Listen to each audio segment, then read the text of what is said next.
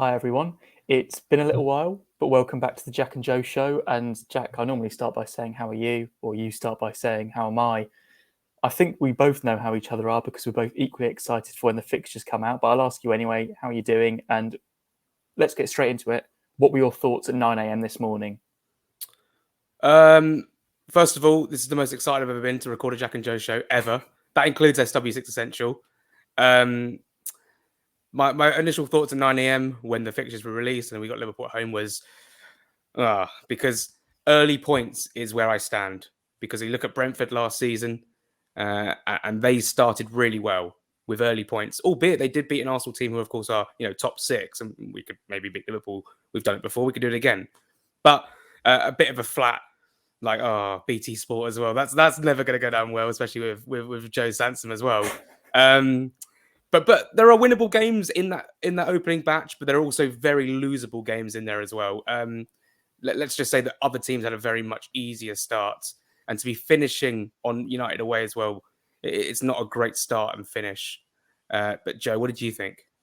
Yeah, my initial reaction was pure fear because I was thinking, oh my goodness, I've only read the first game and I'm getting Norwich fixture list vibes from last season where, look, Norwich were terrible, okay?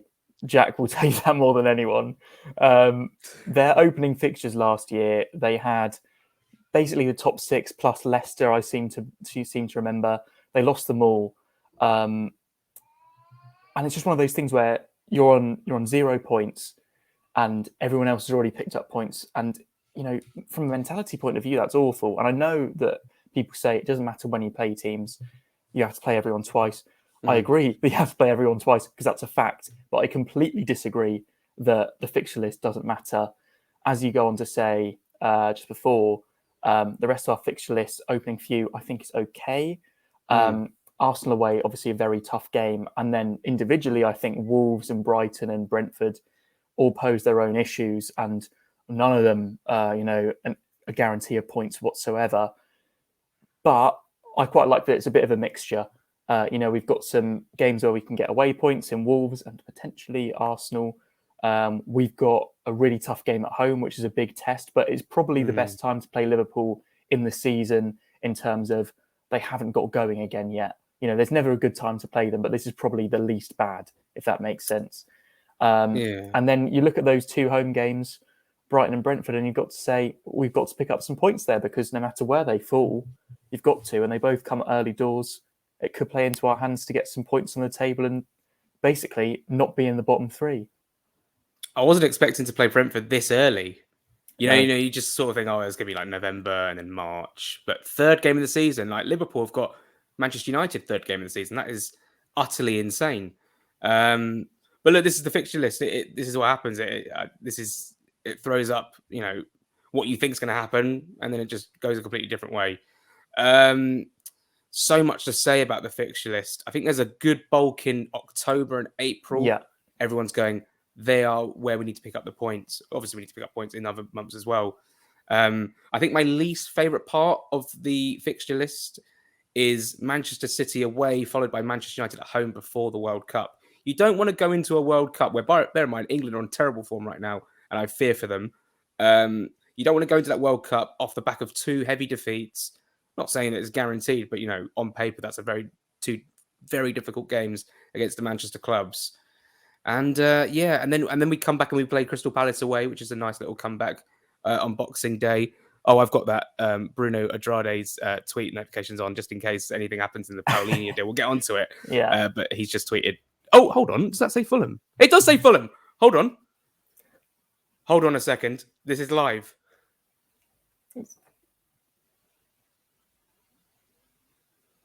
Yes, he said yes. Let's go. Are you serious? There is already an agreement between Fulham and Sporting, transfer set at approximately 20 million euros. Deal will confirmed with the player. Yes. With the players, yes. So, wait, hold on. Does that... Oh, I don't want to jump the gun here. I do not want to jump the gun. I think the gun might have been jumped. It sounds like it's ready if the player says yes. That would have been superb. That would have been unbelievable. So Palhinha, there is already an agreement between Fulham and Sporting, transfer set at approximately 20 million euros. Deal will be confirmed with the players. Yes. Yeah. Does that mean he said yes? Does that mean he's? I don't know. I think that means that if he says yes, it's done, but it's Oh, all hinging on the player. how embarrassing! I completely just. Anyway, what we were talking about, we'll get onto it. There's so much to talk about. Goodness me. Yeah. Actually, ironically, said to someone on Twitter this morning that Muniz Borough chose Fulham. We played Borough first day. Palhinha Wolves. And then We played Wolves second yeah. day. The derby of the player we want. But we're jumping the gun. I've already jumped the gun. This is what happens in silly season. Right. Yeah, Man United. So Boxing Day, Palace away, nice fixture. But yeah, I remember this 2 years ago from the Premier League. Oh, John Percy now. Oh, no one cares. Stoke signing Josh Laurent from Reading, which by the way is a fantastic signing. It's been a manic few days, to be fair. I was 2 years ago, when the fixtures came out, I was like, oh blimey, every game's a tough game in the Premier League, and it just this morning is just another example of it. Anything more to talk about fixture list as well? Any more thoughts? Well, I think the one thing that we didn't really touch on is that the hard start does continue after August, and you go into September, and you've got Tottenham, Chelsea, and then Forest away. And Forest away is not going to be easy. It's a massive game for both teams. One where both got to target 3 points if you're going to stay up, or if they're going to stay up. It's just one of those where you look at the fixtures and you think every game is tough. But I do like that this year there's a quite even spread, other than when we play Tottenham and Chelsea in a row, and other than when we play United and City in a row. All the tough ones seem to be spread out a little bit, which I do quite like. There's not a run where you think we're going to get hammered week after week after week. So essentially what we're saying is it feels a bit more real now. The players return to training a week tomorrow at the time of recording, on Friday, we believe. Yes. And so that's going to be very exciting. Hopefully we've got a few players over the line there. And I think that's what we need to talk about next, Jack, because it's been a little while since we've spoken about, anything. Well, it's been 3 weeks since we last did a video, yeah. Yeah, but it's all changed since then. Manor Solomon, talk to me. Well, I mean, I can't believe what's happened with Manor Solomon. I also can't believe that I got atted and replied to by Fabrizio Romano. If you haven't seen it, it's extraordinary. I panicked. I was sitting just over there watching Australia versus Peru in the World Cup playoff, and suddenly I get this reply. And I thought initially it was from I thought it was just from like a bot account who had made a Fabrizio Romano without the blue tick sort of troll account. I was like, oh yeah, very funny. And then I actually clicked on the tweet and it had the blue tick, and I was like, what the hell? My mentions and my notifications for about 2 days were honestly broken. But he basically said that, well, we sort of knew this because it wasn't him that broke the story. A lot of Israeli reports and outlets were actually saying it's back on. It never really collapsed. But I think my overall emotion is utter relief, because we knew about this deal from the end of last season, like before the season had even finished. And then to have it collapse was actually really disappointing, because it was a big position filled. I know Cabano's good, but Solomon probably is better. It was a good fee, £7 million from Shakhtar Donetsk, and it was a really exciting signing, a really good prospect. And to have it back on is fantastic. And what we will quickly say, Joe, is I forgot about this. If we loan Nico Williams in, he can't play against Liverpool opening day. No, that's right. No, you'll be happy. Kenny Tete it right back. Happy days. But yeah, Joe, it right back and we feast. Yeah, that's the idea. Yeah, I can't believe the Solomon deal is back on. I can't believe that Fabrizio Romano got involved with Fulham Twitter. I can't believe this window so far. It's been genuinely the most exciting window I've experienced ever. And that, like, we made 5 signings on deadline day a few years ago. This is topped it by a clear mile, just for the drama. Joe, talk us through it. I mean, we literally haven't signed anyone yet, and yet the amount of rumours to quality players has been fantastic. Jack's reacting because I just sent him a tweet about Fulham and Forest apparently submitting bids for Nico Williams, and the news that came out just before we started filming was that Calvin Ramsey set to join Liverpool, which will basically free up Williams to move. Like Jack says, if he comes on loan, he can't play opening day. And you know what? A loan, I don't really see the point unless there's an option. And I don't particularly see the point of a loan anyway. I feel like we need a permanent Yeah, backup there's no right need to back loan him. or someone better than Tete. It's one or the other. And don't get me wrong, I think that Williams might be better than Tete one day very well. He's a very, very good player for his age. I just don't think he's at that level yet, in particular defensively.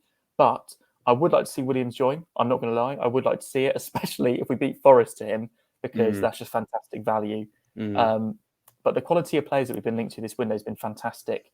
The next player I think we should talk about is Bernd Leno. The last time we spoke, we were speaking about Mr. Strakosha. That's pretty much dried up. If you listen to the Here We Go podcast with Jack's best friend, Fabrizio Romano, then you'll basically hear that Strakosha was delighted to see a rumour linking himself to Chelsea because he loves the Premier League. He's honoured to be linked with a club as good as Chelsea. His words, not mine. He then goes on to be asked about Fulham, and he repeats, "I'm really happy to be linked to any Premier League club." So I don't feel the same love there from him. I don't think that's one that's going to progress much further. And to be honest, if we speak about Mr. Bernd Leno, a far better goalkeeper in my eyes, a fantastic shot stopper, replaced by Ramsdale at Arsenal, largely due to distribution reasons, I'm led to believe, in terms of the way that Ramsdale can help build attacks from the back. If you watched that England game a few days ago, it certainly wasn't for his shot-stopping abilities, that's for sure. Leno, what are your thoughts on this? Because I must admit, when I saw this, and oh my goodness, Manuel Solomon's just arrived in Jack's house. Yeah, that was very loud. Yeah. Leno, it was linked by David Ornstein, who is, in our opinion, the most reliable journalist on Twitter. What were your thoughts, Jack? Well, it came through Saturday, and do you know what was really interesting is like my mentality is Monday to Friday. I'm really invested because anything could happen. Anything, all cards are on the table. When it gets to the weekend, I'm like, there's going to be no rumors. There aren't any rumors on the weekend, and then Saturday, I'm sitting in the sun having a nice barbecue, and suddenly I've got Ornstein tweet notifications on because he breaks big transfers. I never in my life thought he would be breaking our transfer or a possible transfer. And there it said, Fulham are interested in Bernd Leno. And, it's weird because we haven't done a video in 3 weeks and we've been linked with players and then it's all gone quiet. So like Ryan Fredericks, and it's all gone quiet. He might be going to Bournemouth bed. But just like so many players that we could probably mention. I mean, if we sat here for another hour and a half, we could probably mention all the players we've been linked with and all of them that have not gone through. And Leno is one who, very good keeper, Premier League quality. I suppose German international. And sorry, someone's at the door. There might be some background noise. I think it's really, really exciting. I think he's a good caliber of Premier League, and he'll get us Premier League keeper. And I think he'll get us points. And you look back at Areola, albeit we went down, but he got us a number of points. And your keeper, you have to rely on to get you points. Is it harsh on Rodak? We've had this conversation so many times. Yes, it is. It's the way of football. Marco Silva obviously wants a better caliber of keeper. And Bernd Leno fits the bill. London, I mean, 1-away at Arsenal. I think it makes sense for all parties, really. Joe, excited?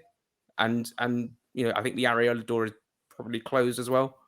Yeah, it sounds like that one will happen to West Ham. Newcastle seem to be sniffing around as well, although Newcastle have now been linked to another goalkeeper we've been linked with, which is Nick Pope. Yes, saw that. There's a big revolving door of goalkeepers this summer. Ourselves, Forest, with the news that Samba wants out, which is very funny. Newcastle, all needing new goalkeepers. Southampton as well. They sound like they're actually getting that one over the line. From Man City signing. Yeah. So it's one of those where I feel like we're all going to get one. It just depends who. Like we will sign a goalkeeper this summer. I think that's very clear. It's probably the position we've been linked most with, I would say. And out of the players that we've been linked with, Areola would be the top of my list, the one that excites me the most. But a second place would 100% be Leno. And it sounds like Areola is not feasible. Leno, as you say, the move suits him as well in terms of guaranteed starting position in a Premier League team in London. He doesn't have to move. He wants to get back into that Germany squad for the World Cup in Qatar. We know he's probably not going to start over Neuer, but if he can get back into the squad and try and earn his place in the starting position, that would be fantastic for him. And let's face it, the London pull is a thing. We do have money to spend on wages. I feel like I'm more confident of us offering him a good deal than, a German club in the first division that have been linked. There's a few different teams that have been linked abroad. It's one that excites me. The fact that it was reported by The Athletic, by David Ornstein, makes me think that there's legs to it. But apparently he's on holiday, so I guess we won't find out much more until he's back. Come back soon, Burn, because we need you in training next week, hopefully. But yeah, I think the next one we have to come and talk about now, it could have been so different if that update was different from that reporter a few minutes ago. But Palhinha, Jack, yes, this is very exciting. Well, it's exciting for a number of reasons. One, I had just happened a few weeks ago to make a Crystal Palace career mode, and I signed him, and I was just like, he's a good player. I didn't. It was before he was even linked. Before I even knew about the Wolves thing, I didn't really know about the Wolves thing actually until we were linked. Two, Wolves fans have gone mental about this, not in a good way. They've completely lost their heads. Nothing's definitive apart from me shouting yes into the mic, which I apologize for if that hurt anyone's earphones, not earphones, ears. But the fact of the matter is, Bruno Lage, Portuguese manager, Portuguese contingent at Wolves would make sense. Ruben Neves and every other Portuguese player they've got. But then you've got to certainly think, Marco Silva, Luis Boamorte. We're a Portuguese contingent as well, and I think that the traction of London against Wolverhampton. A lot of the Wolves fans are like, and I will swear because why not? Why are they choosing, over fucking Fulham? We're going to get relegated, be in the Championship of the year. Well, sorry, we have our own ambitions of staying up, and to do that, we need to sign a better caliber of players. Hence, we're going to go after players who probably other Premier League teams are going to be linked with as well. Apparently, they've been tracking this guy for about 3 years. Should have signed him earlier then. I hope we get this over the line for the sake of just pissing off the Wolves fans, because they seem to have this sort of arrogance where they think that they have a divine right to sign him over us because they're Wolves and we're Fulham. But for me, there's no, I don't know. For me, it doesn't make much sense, Joe. It's very, very exciting. It all kind of broke last night. It got really, really exciting. Yeah. Group chat was popping up. It was very good to see. Let me know your thoughts. I watched a compilation of him this morning, and he is mustard. Yeah, I would encourage anyone to have a look. And I'm sure there's people that have seen him play for Sporting Lisbon. They've also seen him play for Portugal, the national team, the first team, where he has been involved a lot as well. He's a clear upgrade. He's a Premier League player. He's a much higher caliber of player than we have on our books. I think he could go to a club much higher in the league than us. I think he could go to a club much higher in the league than Wolves. It's one of these things where, as you say, we have to aim for these types of players because that's what we're up against now. You've got a team like Newcastle, who a couple of years ago, it was between us and them, possibly Brighton as well, but it was between us to go down. Now they're looking for European football. They're signing £50 million players like Bruno Guimaraes and stuff like that. It's just one of these things where to compete, we need to take risks. And there's no harm in going for quality players and there being no as the answer or being outbid. We have to be in reason. But the offer's about 20 million euros. It's hinging on the player saying yes now. He's on holiday in Dubai at the moment. If he says yes, what an unbelievable signing that is. What a statement of intent that we've beaten an established mid-table Premier League club who have these Portuguese and Mendes connections to a player. It just shows the power that Marco Silva seems to have because he convinced Muniz. And I know that's a slightly different one. He's a young kid against Middlesbrough. But that was an early sign, I think, of someone that's just going to be like, who cares if there's competition? We want the player. We're going to get the player. There was times when it was just Middlesbrough linked to him and we came in and stole it. So really exciting. And yeah, fingers crossed we can get it done. There's more to this, though. I'm sort of the person who, I'll read everyone's opinion on Twitter and sort of, hang all my hopes on what they say. So Ashley Friatis, who obviously, is big in Portuguese football. He said that Bruno Lage wants him and he wants Bruno Lage, so he doesn't think we get it done. And then I also look at someone else's opinion and go, well, the London pool, he wants to be in London. Apparently his family want to be in London. I'm like, well, which one is it? I mean, obviously personally, I'd be like, well, surely sign for Fulham. But Wolves also have very good ambitions. They have they're a good club, good fan base, good stadium. And yeah, they've had this Portuguese sort of vibe going on at the club for almost 4, 5, 6 years now. So it would make sense. But then again, like I said 2-3 minutes ago, we've got our own little Portuguese, camp down at Fulham. So I think you've brought up a key point there as well. All that stuff about, to be honest, all that rubbish online about Palhinha wants Bruno Lage, Palhinha wants Wolves. Says who? Has he told you actually that? Friatis. Yeah, because like it's not anywhere online. And don't get me wrong, he might do, and it might just not have come out. But it's one of these things where all we can do is put a bid in and see what he wants to do. At this moment in time, Wolves can't afford him because the rumour is that they need to sell Neves. At the moment, there's not a taker for Neves for the price that they want. Yeah, which means that the door is completely open for us to try. And a player like that wants to move to the Premier League no matter what. And at the moment, we are the only team that's actually offering him a deal to the Premier League, because Wolves, for all their interest, for all their negotiations with Sporting Lisbon, they haven't put their money where their mouth is, because they haven't got it right now until the Neves deal goes through. Joe, the only thing that's holding Wolves back from signing Palhinha is Wolves, because they basically are prioritising the future of Ruben Neves, who, by the way, this is a transfer, Ruben Neves, that could just go straight down to the wire, transfer deadline day. Man United put £25 million bid in and they get their man. And suddenly they put all their eggs in one basket, which is really weird, by the way. Putting eggs in one basket normally means we're going to go for this player. But eggs in one basket in this case is we're going to see what's going to happen with Ruben Neves. They are sacrificing their potential in the market by trying to sort something out with Ruben Neves, whether he's going to stay or go. When it looks really likely he was going to go to like Arsenal or Manchester United or somewhere else. And the fact of the matter is, this looked like Wolves' main target for the summer. And suddenly they're stalling, and we've just swooped in and gone, all right, we'll have a bit of that. And look, if he says yes tomorrow, by the way, the report says that his decision is going to be tomorrow, we've won the race and we've just pissed off a load of fans and signed one of the, I would say that's probably our best signing of the summer. Yeah. I would say, yeah. I'd say, I mean, Solomon, fantastic. We should touch more on Solomon, how that completely, there was a lot of Fabrizio Romano, like, in the narrative, but that is an insane signing, Solomon. I was speaking to a friend from uni. We had a little reunion on the weekend, and he actually personally knows Manuel Solomon. He won't mind me saying this. Yeah, no, I put it in the group chat, but I was slightly pissed. So I think people might have taken it with a pinch of salt because I made him say it. But what he basically said, he won't mind me saying this. I doubt he'd watch it. He's an Arsenal fan. He said that Manuel Solomon is currently looking for a chef in London. You see, when you sent this, I was 100% sure that you were taking the piss. So I now wasn't. You said it. I wasn't. I was 100% sure you were taking the piss.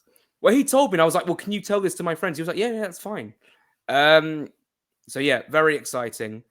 Palhinha, very exciting. I guess we'll find out tomorrow. Joe, what's really frustrating is all these players being on holiday. It's like, yeah, no, I completely understand. Like, you deserve a break. You need a break. But it's so frustrating. No, in my opinion, it's like, you absolute dossers, get to Motspur Park. Come on. These things take time. These things take a lot of time, Joe. But currently, we haven't signed anyone yet. But I'm sure that we'll see bodies through the door. Are you slightly concerned that the one position that I think is a priority hasn't been linked yet, and that is a centre back? I'm not concerned, but I just hope to see a link soon, because it seems like we've got money to spend. And if we're willing to throw 20 million at a centre mid, which is obviously very important, really important position, not as much of a priority, but still very much up there. We need at least one, probably two, to be honest. Same way we need at least two centre halves. One of them has to start next to Tosin, 100%. I think the Liverpool game being first brings that reality home. You think of, no disrespect to him, Tim Ream up against Salah, etc. Yeah. It's just not something that we want to see. I really don't mean that in a horrible way. And yeah, it does concern me slightly. But then again, these rumours come out of nowhere. This time last week, no one was speaking about Leno. Now we've been speaking about him for about 5 minutes, thinking that it's very likely he signs, purely because it sounds like we're going to give him an offer. Palhinha this time last week, no one was talking about. The only one that's been rumbling on is Solomon. And we said the 4 key positions I think we all agreed on was left wing, upgrade on Cabano. That could be Solomon. A midfielder next to Reed, Palhinha, potentially. Then we've got Leno, upgrade on Rodak. The next one is centre back. And you could also argue, yes, we need to replace Carvalho. Yes, we need to replace Robinson. But those were the priorities, and we've nearly done them if these get over the line. We're saying all this, we haven't signed anyone, but it sounds like Solomon is pretty much done. We've said that before, but let's say that this time it seems more likely touching all the wood in the house, all the Chris wood. It's just one of these things where we just need to hope these get over the line now, because these are all very good players that improve our team. And to me, might age terribly. They don't seem like relegation battle players. I'm not saying these aren't players that can't battle. I'm saying that they wouldn't be in a battle. And if we can continue to recruit this well, with players like Leno, with players like Palhinha, they're way above the bottom 3. And we can add this quality to our squad that is already a lot better than the ones we've brought up in the past. I think we've got every chance of staying up, Jack. Yes. All we've got to do is be better than 3 other teams in this league, and we will stay up. Al-Mustafi, I mean, that's all gone a bit quiet as well. Is it a case of either or with Palhinha and Al-Mustafi, or do you think there is a chance we could sign both just for squad depth? I'd love to say both, but I feel like it's one or the other, especially as the rumours stalled as soon as we were linked with Palhinha. He's on holiday as well right now, from the looks of things. Isn't everyone?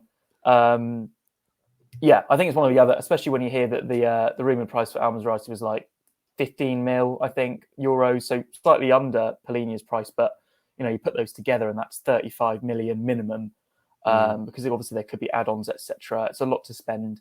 Wouldn't surprise me if we went for a different option, someone like Milivojevic, slightly cheaper as a second midfielder. I know that Marco Silva seems to really want him. He was in the Peter Rutzler transfer rumours report as well, which basically means there's something to it at least, and not just Twitter noise.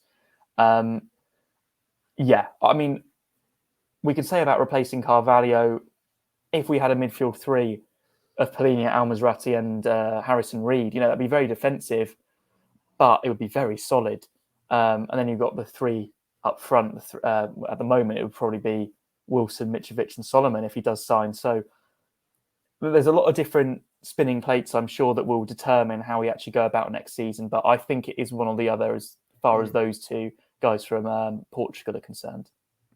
From the Portuguese league, I should flag, not from Portugal. Oh, right. Yeah, of course. There was a soft rumour of a centre-back, and that was the one we all want, Joe Rodon.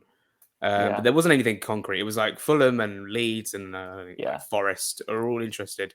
In I feel like whenever it's one of those where there's loads of clubs mentioned, it's just agent talk, where they're sort of seeing who's out there. I mean, don't get me wrong, would be all for it, but I don't know if there's anything to that right now. I just want to harp back to the fixtures. How would you feel if you're walking to Craven Cottage and it's 11:30 in the morning, and you look at the Liverpool team sheet and you see Carvalho starting? How would you feel? Resigned to what's about to happen, because I know how Barclays works. I mean, that wouldn't feel great, especially if Harvey Elliott's in there as well. It's just one of those things.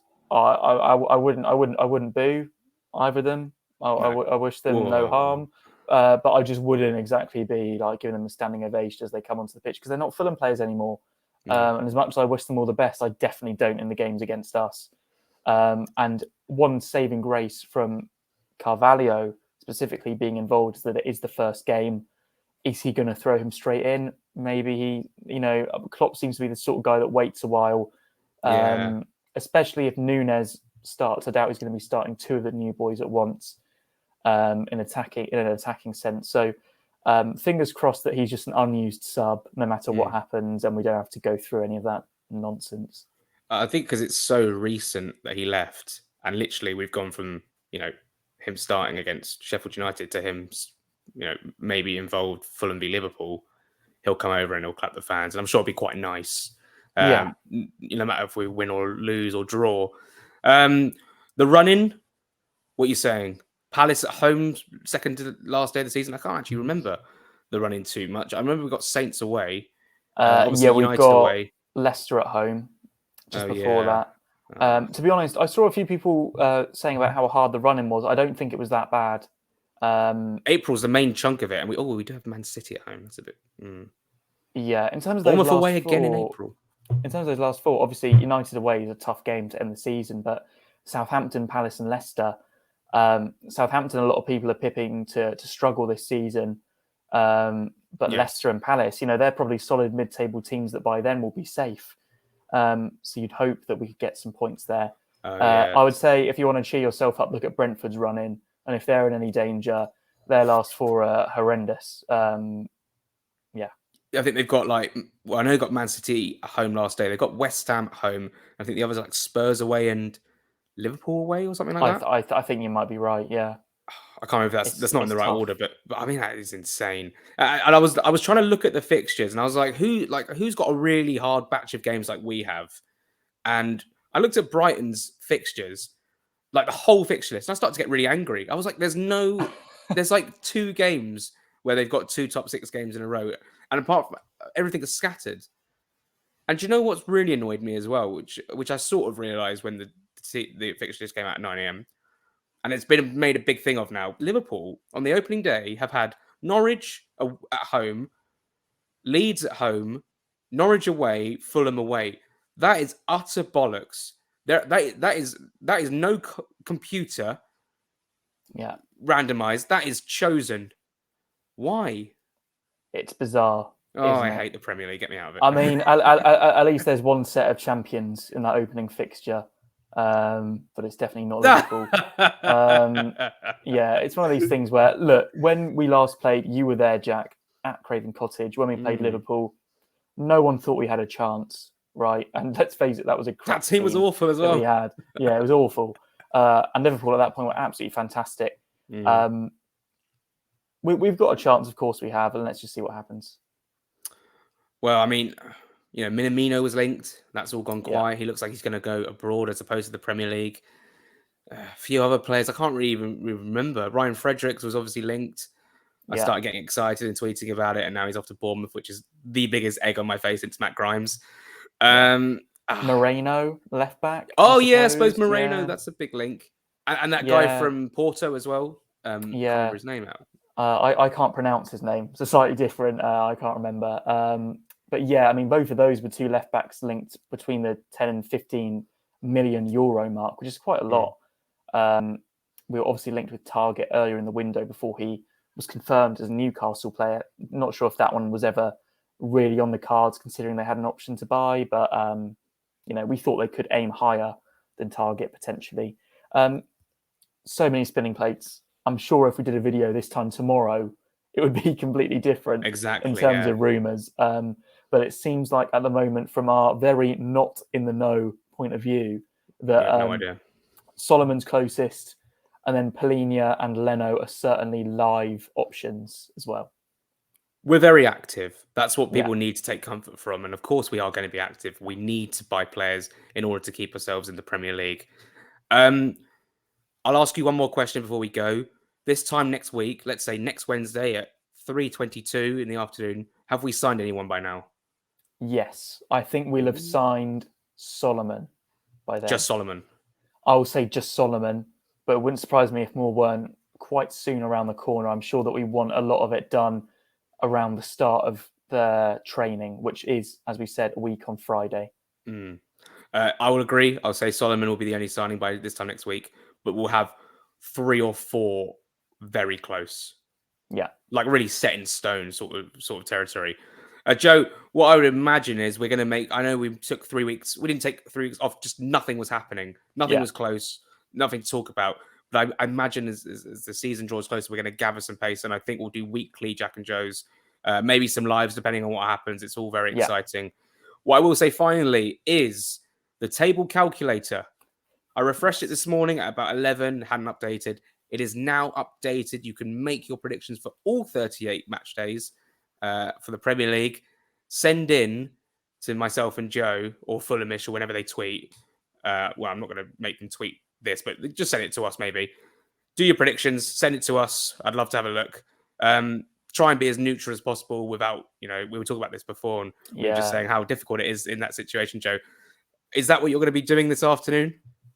Yeah, I mean, I will be working, but